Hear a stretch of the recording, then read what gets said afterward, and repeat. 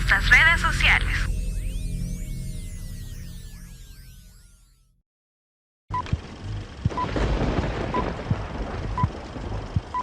A continuación, palabra de Dios.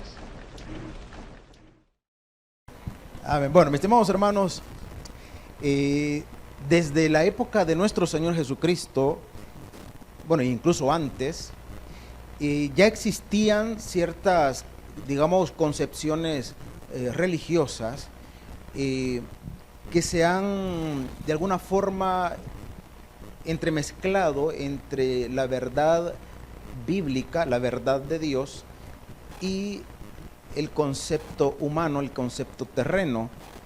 Por ejemplo, usted puede ver en el libro de Levíticos, que es el libro, o se le identifica como el libro de la ley, que allí Dios establece ciertas restricciones con respecto a algunos alimentos. Dios mandó a abstenerse del consumo de ciertos animales que se les consideraba o se les llamaba impuros. Entonces ahí aparece, digamos, un listado, ¿verdad?, de algunos de esos animales, que el que para nosotros el más conocido es el caso de el cerdo.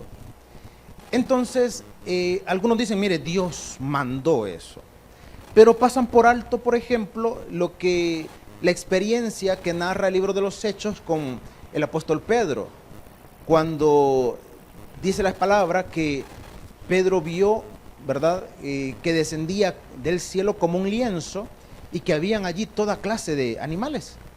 Y Dios le dijo, mata y come.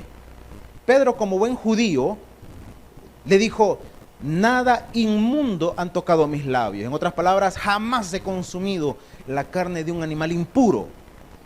Y el Señor le dijo, no llames impuro a lo que yo he creado, mata y come.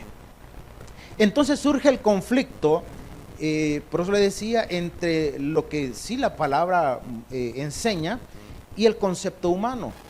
Que el concepto humano, ya hablamos de la religiosidad. ¿Por qué Dios mandó y por qué Dios restringió el consumo de ciertos alimentos allá en el desierto, allá para con el pueblo de Israel? La respuesta es porque, hermano, y las hermanas que se dedican a la cocina saben perfectamente que hay cierto tipo de alimentos que necesitan una manipulación mucho más cuidadosa que otras.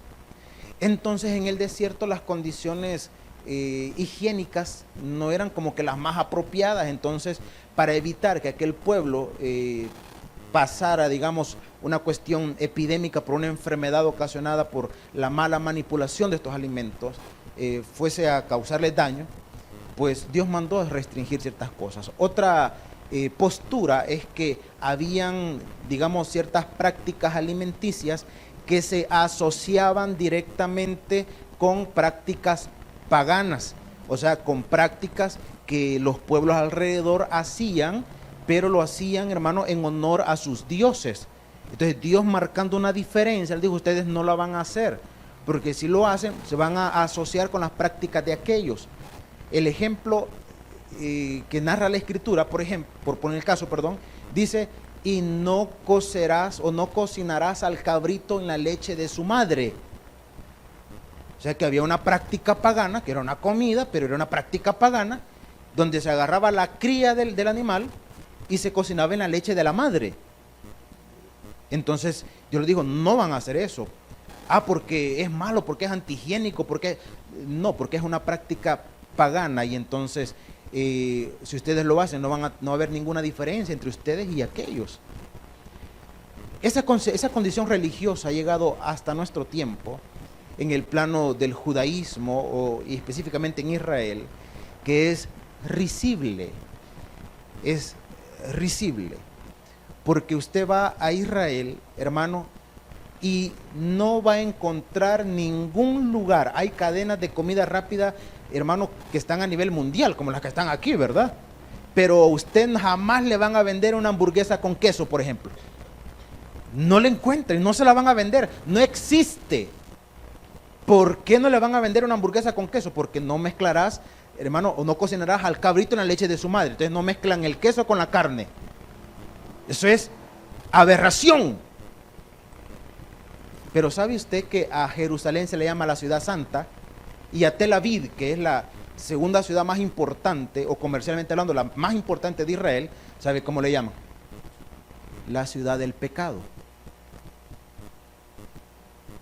Porque entre las aberraciones más grandes a nivel mundial, hay una que se celebra, hermano, en Tel Aviv, y es el orgullo, le llaman ellos.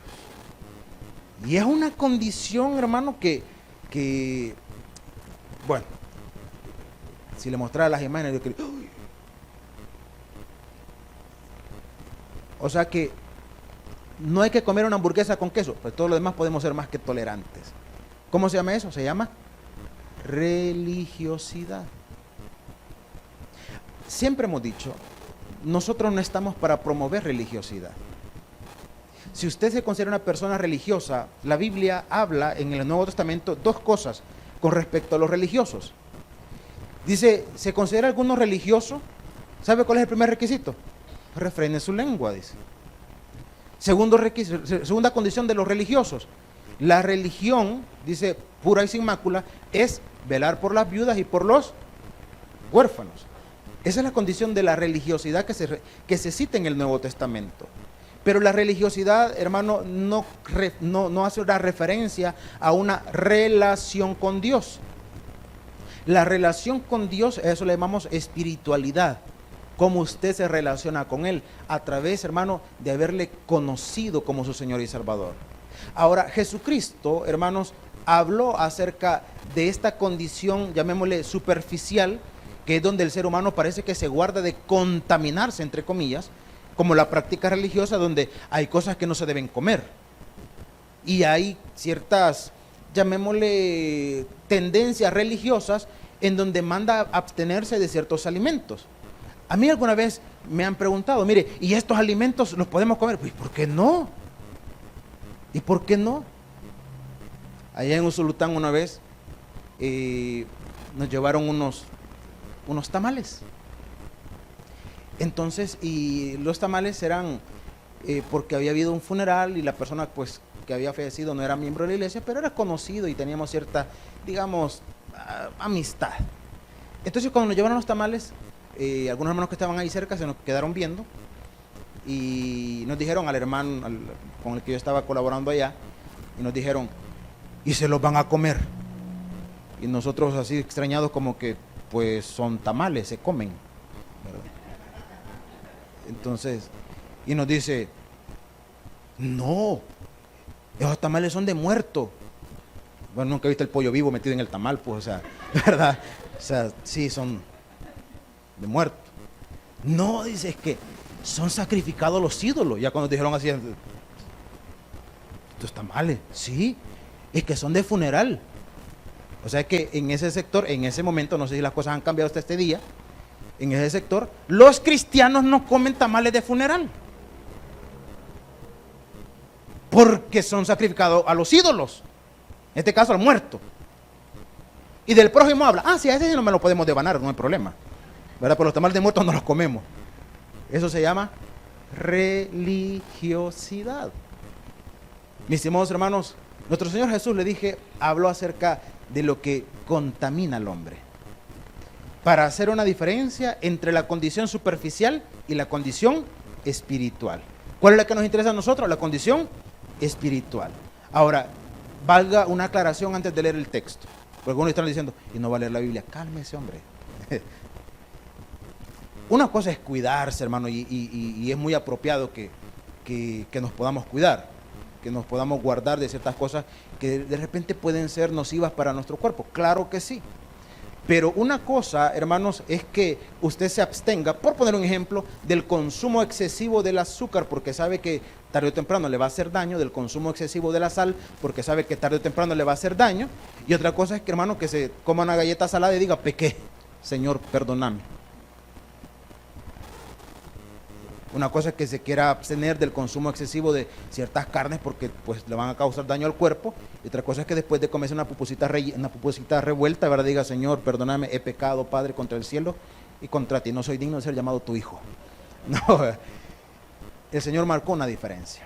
Ahora, ¿qué es lo que contamina al hombre? Ese fue lo que nuestro Señor Jesucristo desarrolló. Abra su Biblia, por favor, en el Evangelio según Mateo, en el capítulo 15, hermanos, y leemos 2 versículos por efectos de tiempo.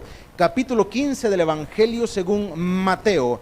Cuando lo encontremos puestos en pie, le damos lectura a la palabra de nuestro Dios. Capítulo 15 del Evangelio según Mateo. La meditación de esta mañana, al igual que el título del pasaje, lo que contamina al hombre, lo que contamina al individuo, al ser humano, al creyente.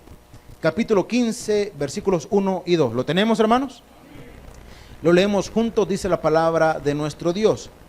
Entonces se acercaron a Jesús ciertos escribas y fariseos de Jerusalén, diciendo: ¿por qué tus discípulos quebrantan la tradición de los ancianos? ¿Por qué no se lavan las manos cuando comen pan? Hasta allí y oramos. Padre y buen Señor, en esta mañana háblanos al corazón, instrúyenos con tu palabra.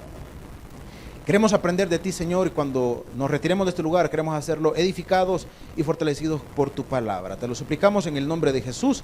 Amén y amén. Podemos tomar otros asientos, mis estimados hermanos. Lo que contamina al hombre, la inquietud de los religiosos de la época, porque al igual que en este tiempo, en aquel tiempo, los religiosos tenían una característica. ¿Y cuál es esa característica?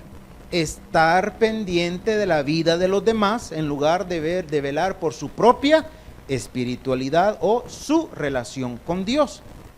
Entonces, como estaban pendientes de la vida de los demás, quienes estaban, hermanos, siempre, digamos, o de quienes estaban ellos siempre pendientes, eran lógicamente de Jesucristo y de los que a Él le seguían.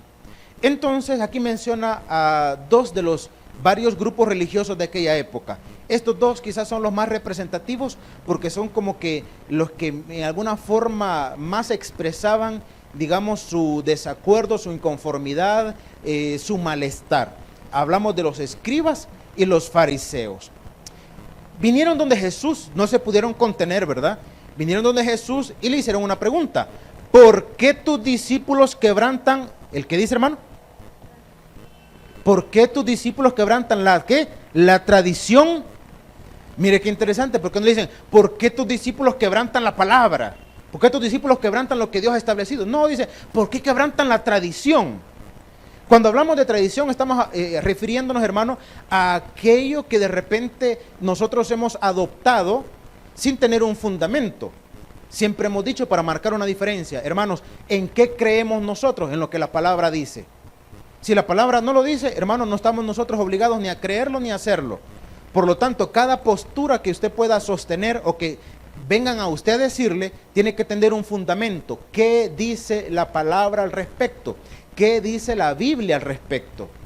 Acá no había un argumento bíblico. Acá simplemente era: están quebrantando la tradición de los ancianos.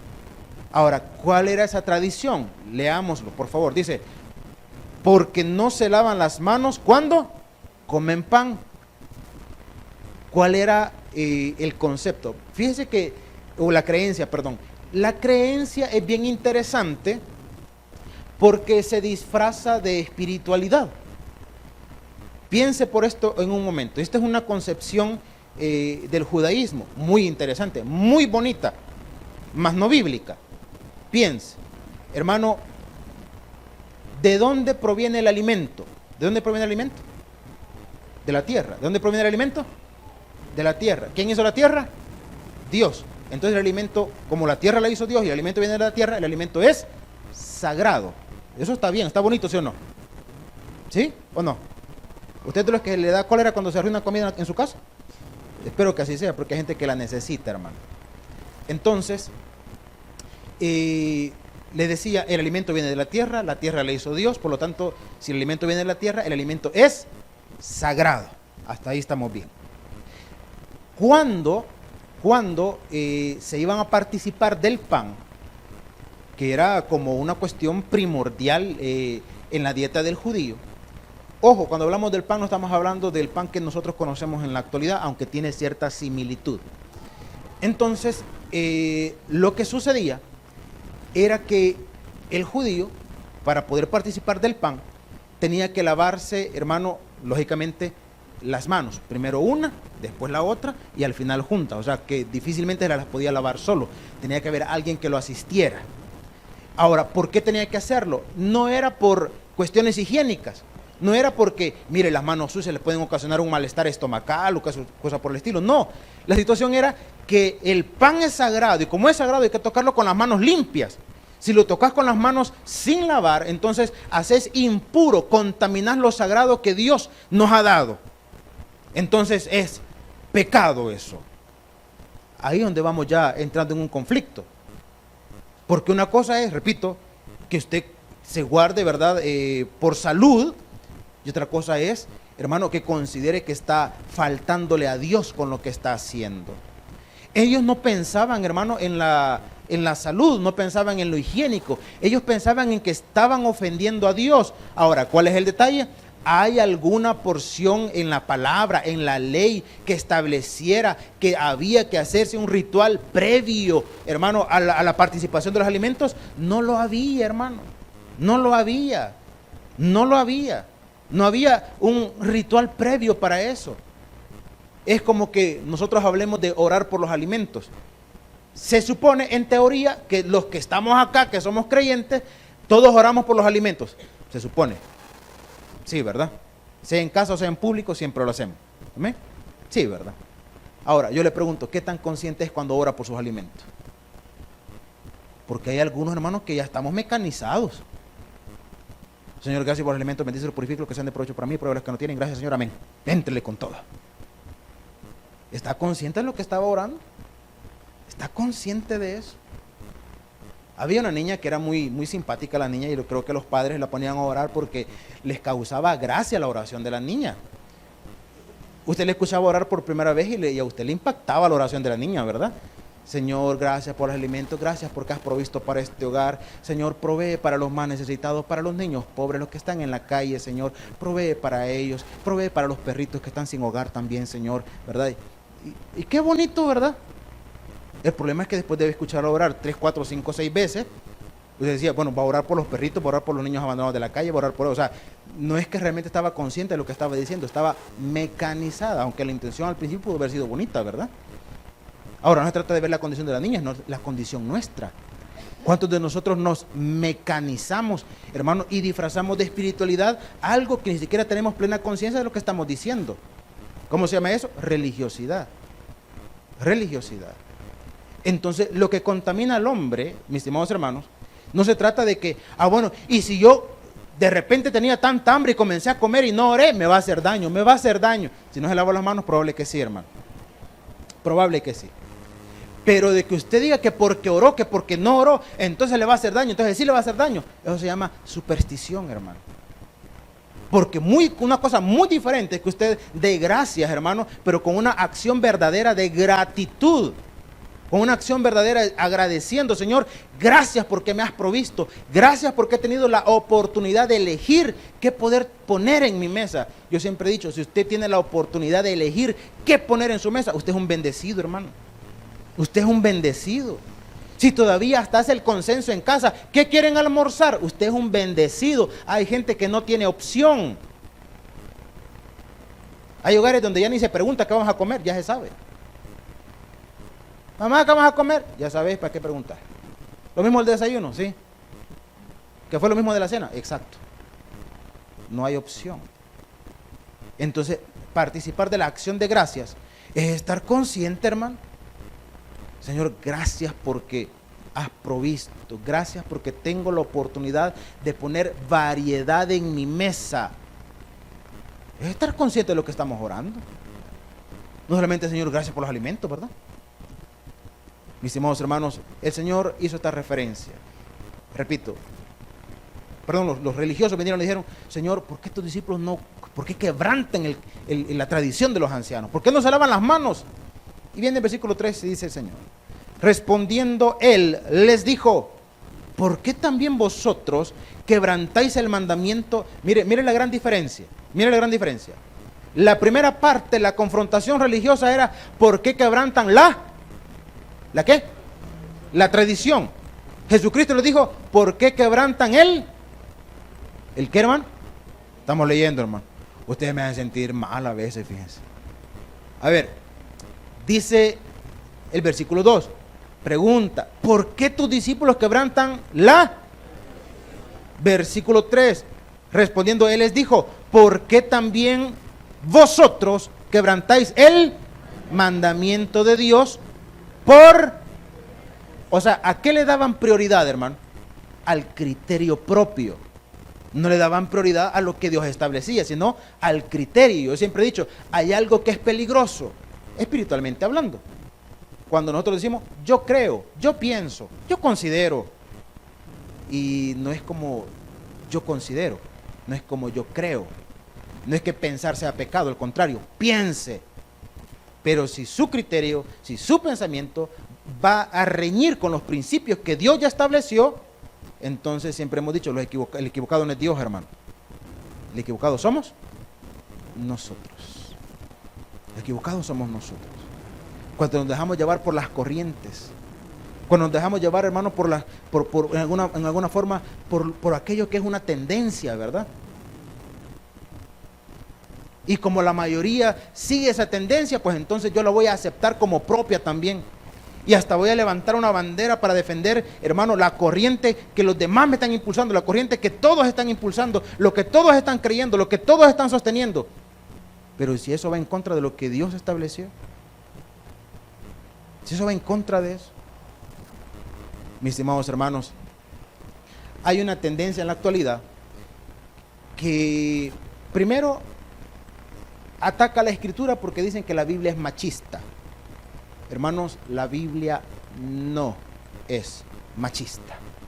Y aquel que diga que la Biblia es machista porque no la ha leído, porque la desconoce. Pero cuando dice que el hombre es la cabeza, el hombre no es la cabeza, ¿verdad? Que hay igualdad y que no sé qué, que no sé cuánto. Dios jamás pone en una condición inferior a nadie. Dios no hace, ¿verdad que bien sabe? Entonces no es que Dios, hermano, puso a alguien por encima de otra persona. Cuando la escritura, cuando Dios estableció un orden, yo siempre he dicho, ese orden nadie tendría problema en cumplirlo cuando cada quien asume el rol que le compete. Ninguna mujer tendría problema en aceptar que el hombre es la cabeza del hogar cuando el hombre cumple el rol que le compete. Cuando la mujer riñe con ese principio, cuando el que debería estar al frente, ¿verdad?, dirigiendo su casa, su hogar, hermano, no lo hace. Claro que va a haber un conflicto allí. Por supuesto que lo va a haber, por supuesto que no va a estar de acuerdo. No va a estar de acuerdo cuando es ella, por ejemplo, la que saca adelante, ¿verdad?, a los hijos, al hogar, que es la que está al frente siempre pendiente de todo, ¿verdad? Y el otro nada que ver. Entonces, claro que va a reñir con eso. Cuando los roles se cumplen apropiadamente como debe de ser, hermano, nadie va a reñir con los principios bíblicos. Nadie lo va a hacer. Nadie. Pero cuando nos dejamos llevar por una corriente, y le voy a poner un ejemplo, porque me pareció, no sé si decir que es correcto, que me pareció gracioso.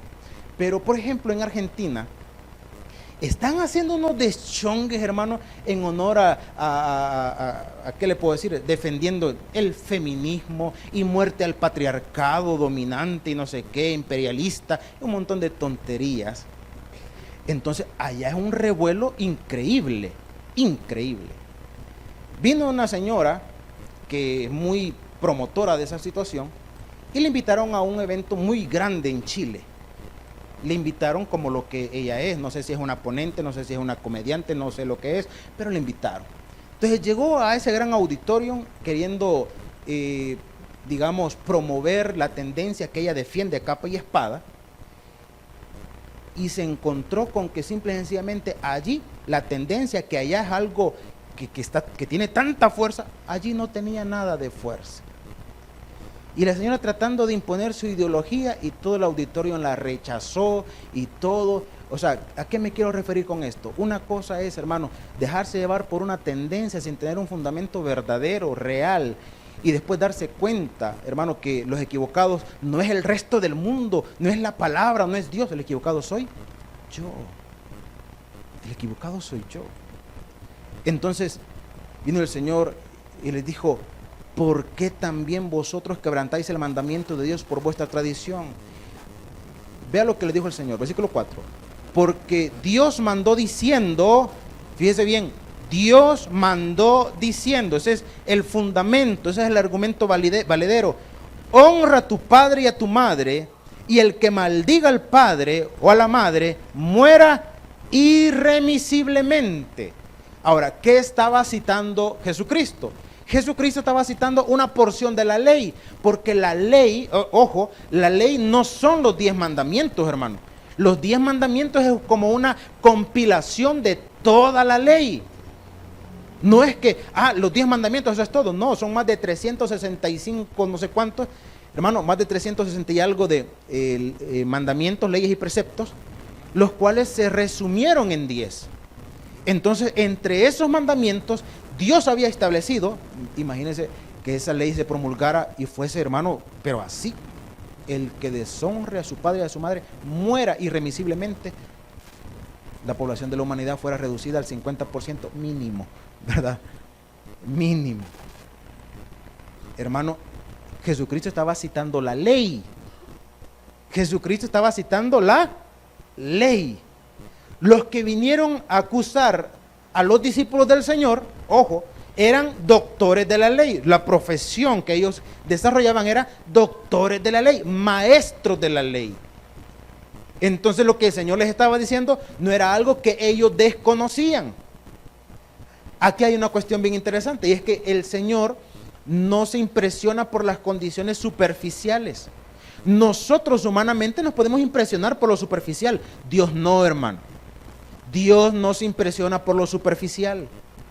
Nosotros nos preocupamos por vender una imagen, y yo no digo que esté eso malo, pero el problema es creer que tener, hermano, o llamar la atención de la gente, tener la opinión de la gente, es tener la opinión de Dios. Ese es un error. Ese es un error. A mí nunca me han visto. No, nunca lo hemos visto, pero que sea, que lo hago no es otro pisto, ¿verdad? Es muy diferente. Yo ese pecado no lo tengo. No, ese no, pero tiene otros. Ahora, ¿con quién se quiere justificar? ¿Con la gente o con Dios? ¿Con quién se quiere justificar? Porque estos señores tenían propiedad, hermano. Ellos podían venir delante de Jesús y decirle: nosotros jamás hemos comido pan con las manos sucias, nunca. Semejante inmundicia nosotros no la tenemos. ¿Con quiénes estamos justificando? Con los hombres. ¿Con quién estaba justificando? Con los hombres. ¿Cuál es la opinión de Dios? Vea usted lo que dice la palabra. Versículo 5. Pero vosotros decís, o sea, la opinión de ellos, pero decía, el criterio humano, el criterio propio versus lo que Dios establece. Pero vosotros decís: cualquiera que diga a su padre o a su madre, mi ofrenda a Dios,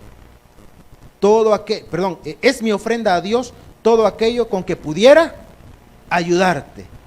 Ya no ha de honrar a su padre o a su madre. Así habéis invalidado el mandamiento de Dios por vuestra. Se lo explico. O sea que muchas personas en aquel tiempo venían y ponían una excusa para con los padres. Papá, mamá, yo quisiera ayudarte, pero pues esto con que yo pudiera ayudarte es mi ofrenda a Dios. Así es que lo siento mucho, no los puedo ayudar, porque tengo que honrar a Dios con esto. Ahora, eso podría disfrazarse de espiritualidad, ¿verdad? Dije disfrazarse de espiritualidad. Porque primero y sobre todas las cosas es Dios. Y eso es una verdad, hermano. Pero Dios mandó, y cito el ejemplo explícito del Señor, pero el Señor mandó ¿a qué? A honrar a padre y madre. Dios mandó a hacerlo. Imagínese que usted tiene en su bolsa $2. Viene alguien, no hablemos de alguien que tiene la intención de engañarlo, de estafarlo, no, alguien que tiene la necesidad verdadera, que tiene hambre. Repito, no uno de los engañadores o de los muchos engañadores que andan por ahí, ¿verdad? Deambulando, no, alguien que tiene es verdad lo que le está diciendo, tiene hambre.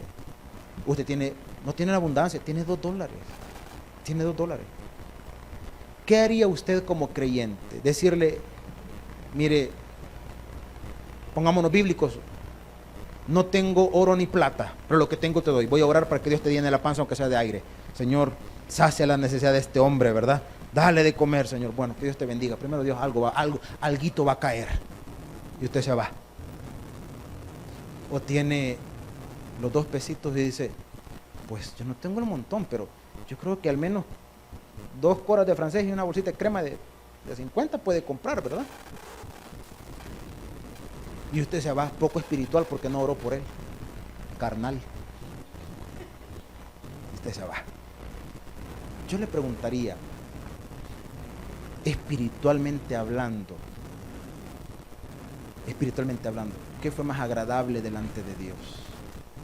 Que usted haya orado por esa persona o que le haya provisto para saciar su necesidad. ¿Qué cree usted? Porque tanto en el Nuevo Testamento como en el Antiguo encontramos una porción bíblica que yo quiero compartir con usted en esta mañana. Vamos a citar la porción bíblica del Antiguo Testamento. Vaya y busque en su Biblia, por favor, el libro del profeta Oseas. Libro del profeta Oseas. Algunos dirán, ¿y existe? Sí existe, hermano. Está en su Biblia. Está en su Biblia. El libro del profeta Oseas está entre los profetas menores. Si usted dice, ¿cómo lo encuentro? Después del profeta Daniel. Ahí lo va a encontrar. Antes de Abdías. Fácil, hermano. Vaya, antes de Amós, pues, ahí búsquelo. No hay de perderse. Oseas, capítulo 6 y versículo 6. Yo estoy seguro que yo lo encontró. Amén. Y si no, póngaselos ahí en la pantalla, por si acaso. Sí, por si acaso, pues, ¿verdad? Oseas, capítulo 6 y versículo 6. Muy bien, le vamos a dar lectura a la palabra de nuestro Dios. Usted dice, pero mire, créalo por fe. O sea, sí está en su Biblia, ¿verdad? Sí está. Dice la Escritura, porque misericordia quiero, ¿y qué dice? Y no sacrificios, y conocimiento de Dios, ¿qué dice? Ahora, yo le pregunto, ¿quién estableció los sacrificios y los holocaustos? ¿Quién los estableció, hermano? ¿Quién los estableció? Dios. Entonces Dios es indeciso, hermano, porque primero dice que sí y ahora dice que no. ¿Es así? En ninguna manera, hermano, de ninguna forma. Y si Dios pidió los sacrificios y si Dios estableció los holocaustos, porque hoy está diciendo que no los quiere. Porque una cosa son los actos superficiales y otra cosa, hermano, otra cosa es la devoción. Hablamos de devoción, hermano, tantas veces. Es más, este culto se llama así, culto devocional. Pero ¿qué es la devoción? ¿Qué es la devoción? La devoción simplemente tradúzcalo como entrega. Esa es devoción. Los sacrificios y los holocaustos Dios los estableció como una forma, como una manera de que el pueblo mostrara a Dios la gratitud, la adoración. Entonces por eso Dios dijo, mira, vas a tomar de lo mejor de la manada, lo perfecto de un año, sin tacha, sin mancha, lo mejor, eso vas a agarrar. ¿Por qué? Porque vas a estar agradecido por lo que Dios te ha dado. ¿Qué es lo que comenzó a pasar en aquella época? Que la gente no tomó lo mejor porque muy caro. No.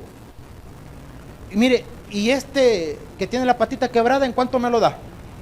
Este cordero perfecto, ¿cuánto vale? Pongamos un precio X. Mire, este vale $100. ¡Ah! $100. ¿Y el cutillo ese que tiene ahí? Mire, ese en 50 se lo puedo dar. Pero mire, hasta catarro tiene, mire. Va, 25, llévelo pues. Vaya, para Dios. Señor, aquí está mi ofrenda. Aquí está.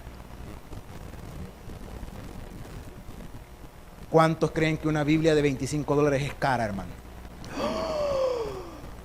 25. ¿Y el teléfono celular que anda cuánto vale?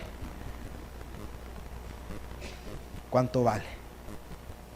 ¿Se ha fijado? No, y a la Biblia que le falta Oseas. ¿Cuánto vale? ¿En cuánto me la da? 5, llévela pues. 3 le doy.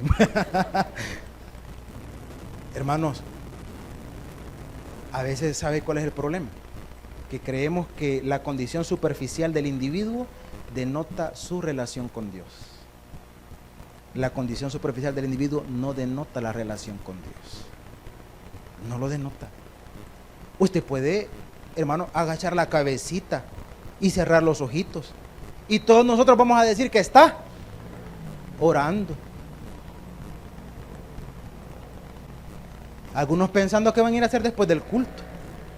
Algunos otros diciendo, tengo hambre, ojalá que estén mis pupusas cuando salga.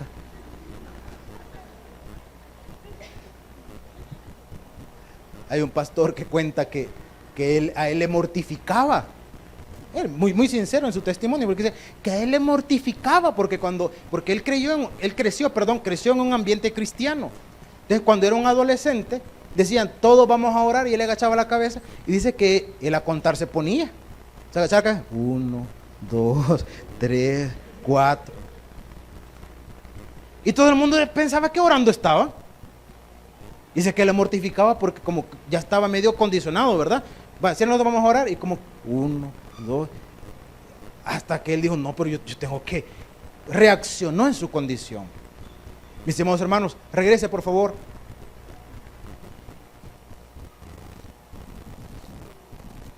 al Evangelio de Mateo.